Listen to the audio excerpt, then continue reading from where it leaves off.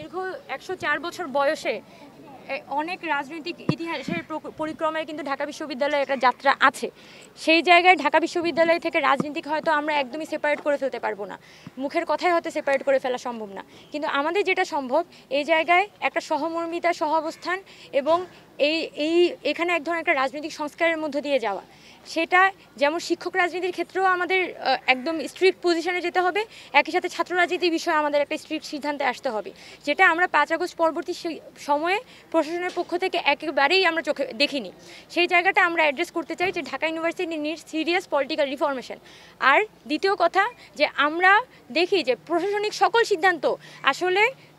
ক্যাম্পাসের রাজনীতির উপর নির্ভর করে কিন্তু প্রশাসনিক সিদ্ধান্ত ম্যানিপুলেটেড হবে। এটা তো একটা পড়াশোনা করার জায়গা, সেটা এখন আপনার একাডেমিক সিচুয়েশনের অ্যারাউন্ড কিন্তু বাকি জিনিসগুলো রিভলভ করার কথা, কিন্তু সেখানে আমরা দেখছি যে কোন দলের আসলে কী স্বার্থ, কোন শিক্ষকের কোন দলের সাথে লিয়াজু, সেটার উপর ভিত্তি করে হচ্ছে স্টুডেন্টদেরকে তারা মার্কস দেয়, সেটার উপর ভিত্তি করে কিন্তু আমাদের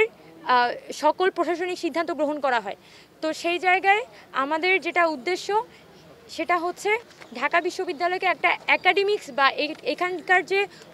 মানে একাডেমিয়া সেটার অ্যারাউন্ড আসলে ঢাকা বিশ্ববিদ্যালয়কে রিভলভ করতে হবে। এবং আমরা